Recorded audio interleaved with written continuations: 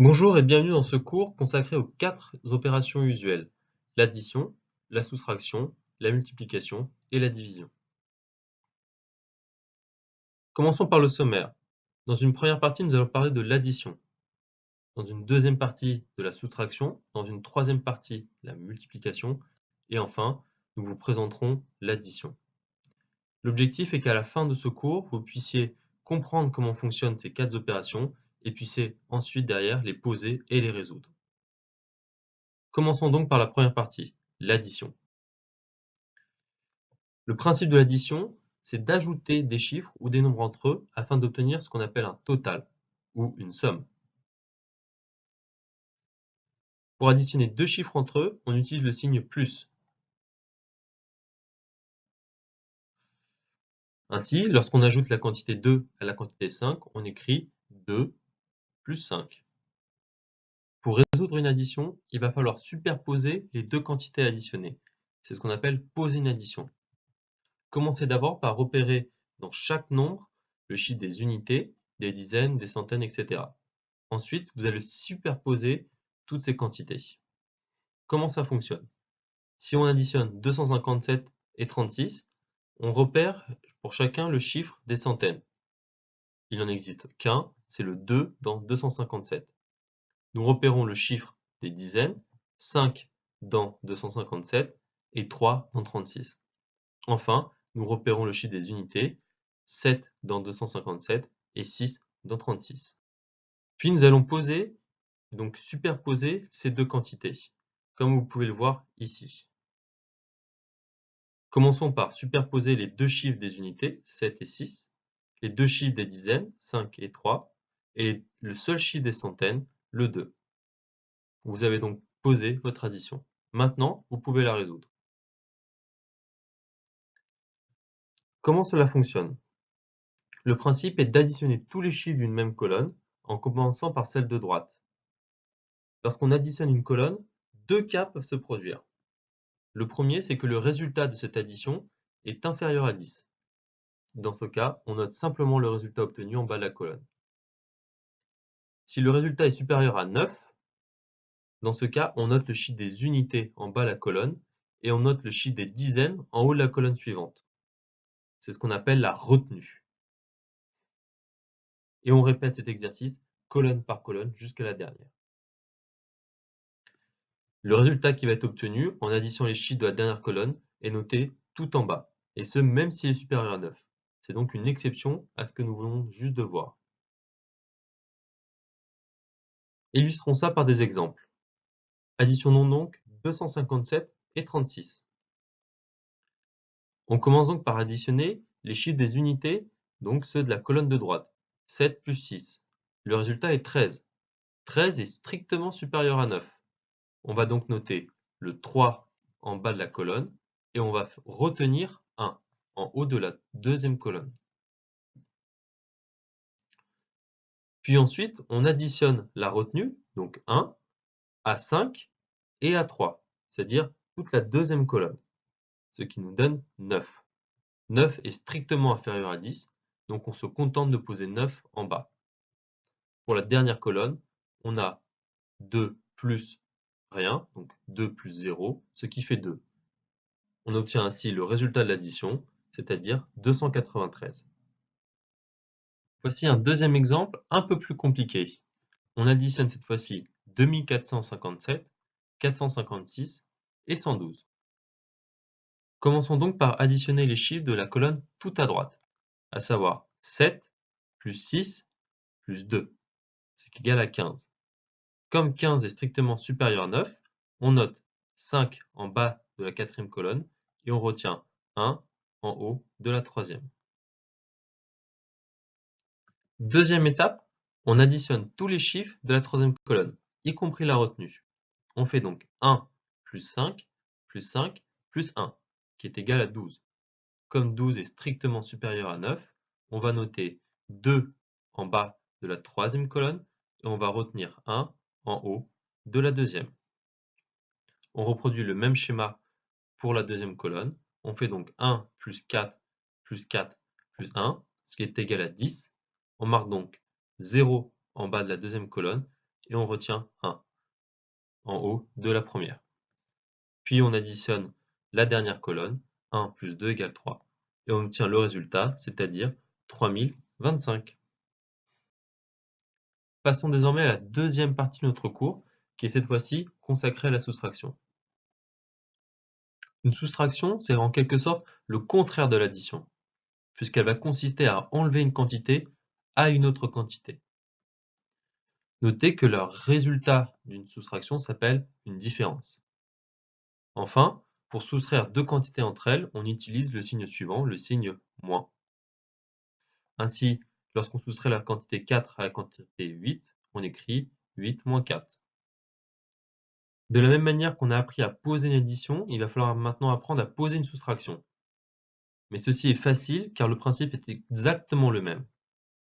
Ainsi, lorsqu'on veut soustraire 457 et 56, on pose la soustraction de la manière suivante. La seule chose qui change est le signe ici sur votre gauche. Maintenant, nous allons apprendre à résoudre une soustraction. Nous allons commencer par soustraire les chiffres colonne par colonne, et ceci en commençant par la colonne de droite.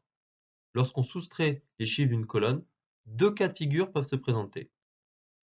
Si le résultat est positif, on note le résultat de la soustraction en bas de la colonne. Si le résultat est négatif, c'est-à-dire donc inférieur à 0, on va ajouter 10 au chiffre le plus haut de la colonne, et on va compenser cette opération en mettant une retenue devant le chiffre de la colonne qui suit. Vous verrez dans les exemples, c'est beaucoup plus facile que ça en a l'air. Commençons par un premier exemple. Soustrayons 457 et 56. On va donc commencer par soustraire les chiffres de la colonne de droite. On fait donc 7 moins 6. Le résultat étant 1, il est supérieur à 0. On va noter donc 1 en bas de la première colonne.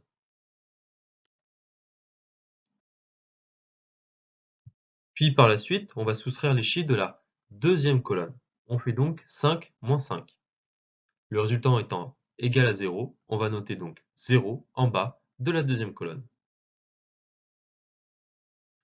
Puis on finit en soustrayant les chiffres de la première colonne, à savoir 4 moins rien, c'est-à-dire 4 moins 0, ce qui donne 4. On obtient donc le résultat suivant, 401.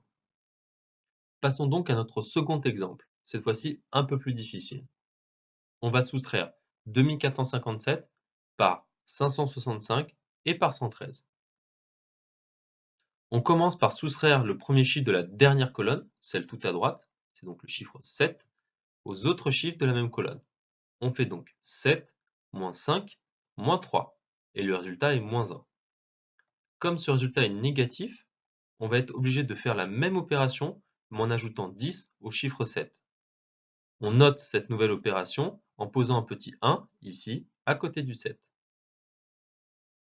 Et on va compenser l'ajout de ce petit 1 par une retenue en bas de la troisième colonne, comme ceci.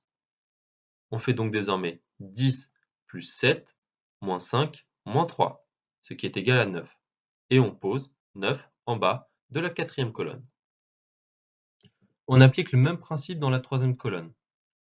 Avec une différence, cette fois-ci, nous avons une retenue en bas qu'il va falloir prendre en compte. Ce qu'on va faire, c'est qu'on va soustraire le premier chiffre de la troisième colonne, à savoir 5, aux autres chiffres de la colonne, plus la retenue. Donc on va faire 5, moins 6, moins 1, moins 1, ce qui est égal à moins 3.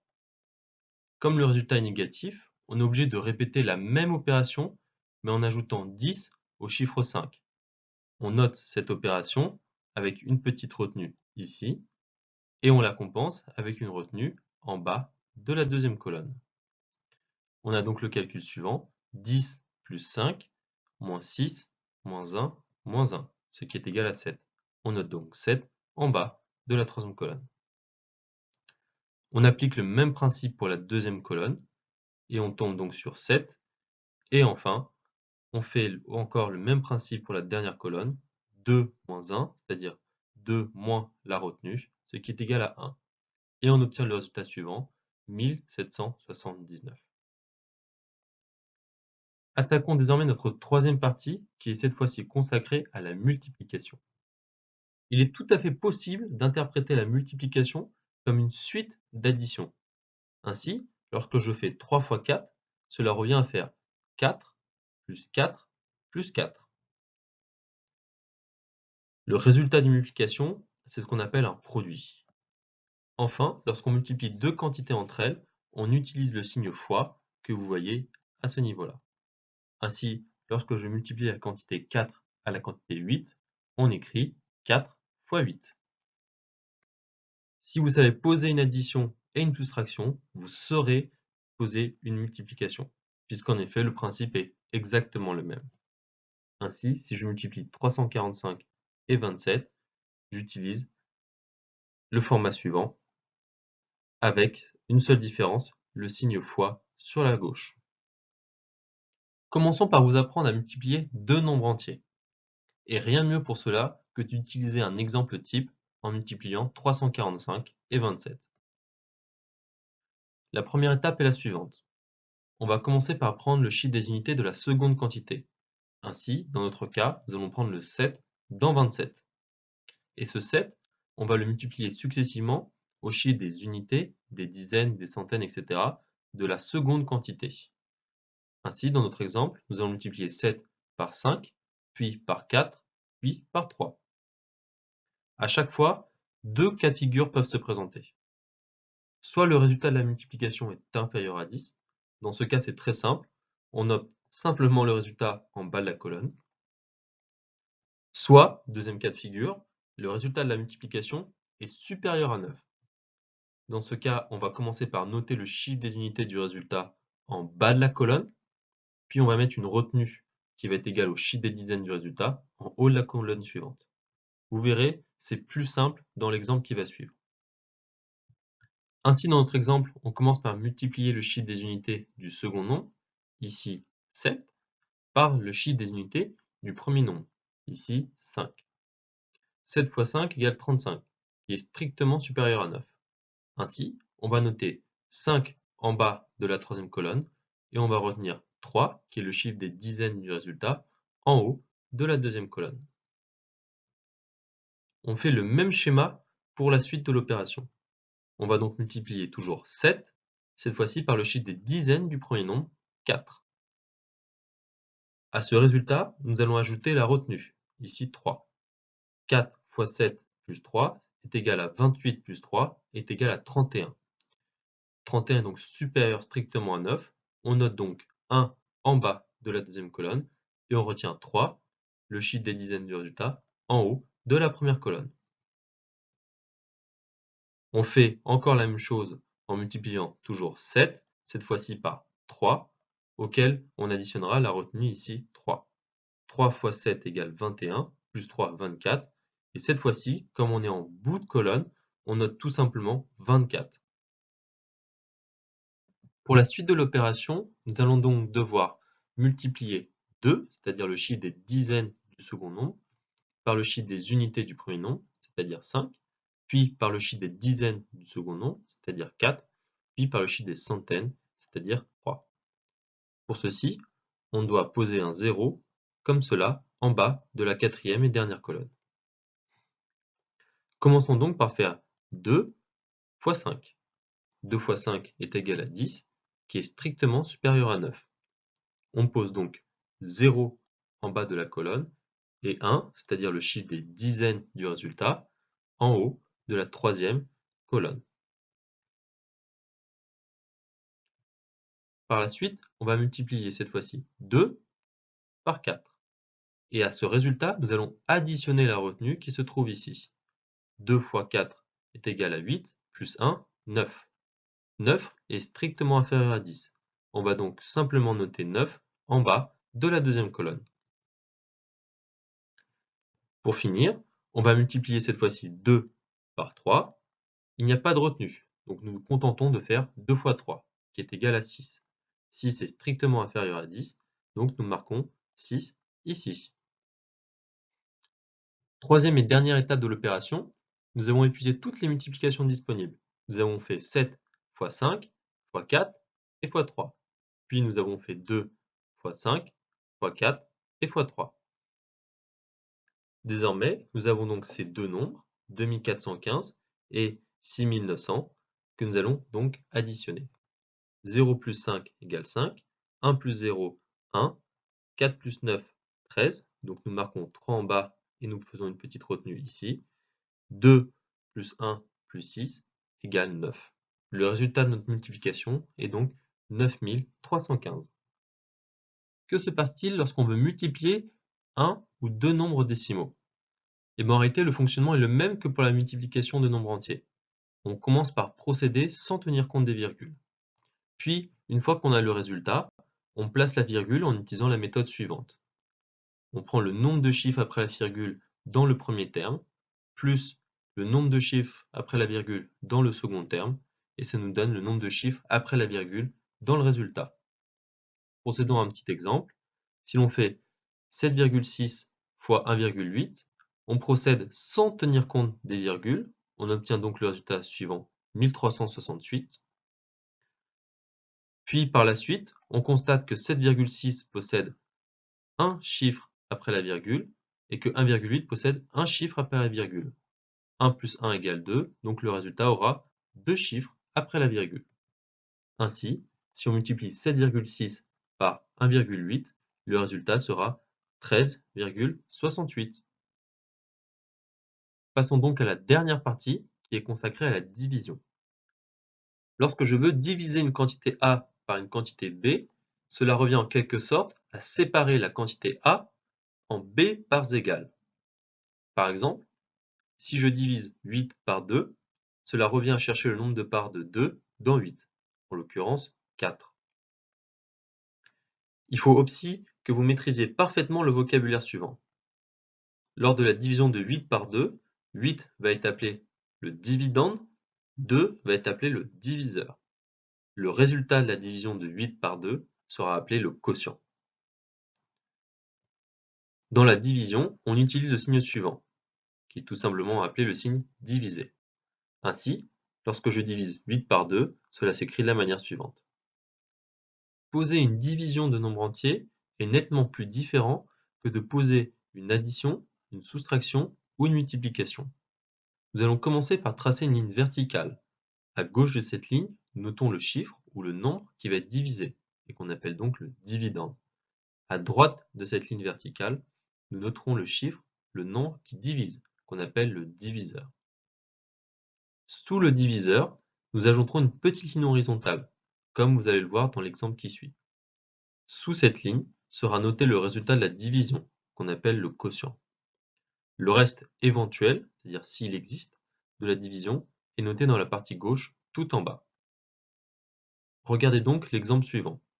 Si on divise 10 par 4, on écrit donc 10 ici et 4 ici. Le quotient, c'est-à-dire le résultat, sera noté ici et le reste, et 2 aussi, sera noté là. En effet, 10 égale 4 fois 2 plus 2. Poser une division avec des nombres décimaux nécessite un peu plus de technique et de connaissances. Le principe va être de travailler avec des nombres sans virgule. Et pour cela, il faut absolument que vous connaissiez la propriété suivante. Si on multiplie le dividende et le diviseur par un même nombre, on ne modifie pas le résultat de la division. Ainsi, il faut multiplier le diviseur et le dividende par des puissances de 10 afin de faire disparaître progressivement la virgule. Regardez l'exemple suivant. Si je divise 25 par 2,45, il faut enlever la virgule, entre guillemets, dans 2,45. Si je multiplie 2,45 par 100, je décale la virgule de 2 crans vers la droite. Donc c'est égal à 245. Pour préserver l'équivalence et donc le résultat de la division, je vais aussi multiplier le dividende par 100. 25 fois 100 est égal à 2500. Ainsi, diviser 25 par 2,45 revient à diviser 2500 par 245. Maintenant, nous allons vous apprendre à résoudre une division. Pour cela, utilisons un exemple type en divisant 1550 par 5. On commence par prendre le premier chiffre du dividende, en l'occurrence 1. Puis on se pose la question suivante. En 1, combien de fois on compte 5? 5 étant le diviseur. Si le résultat est plus grand que 0, on écrit ce résultat sous le diviseur, donc sous le 5. Ici, ce n'est pas le cas. Sinon, on se pose de nouveau la question en utilisant cette fois-ci les deux premiers chiffres du nombre de gauche, à savoir le dividende, 1 et 5. On se pose désormais donc la question, en 15, combien de fois on compte 5?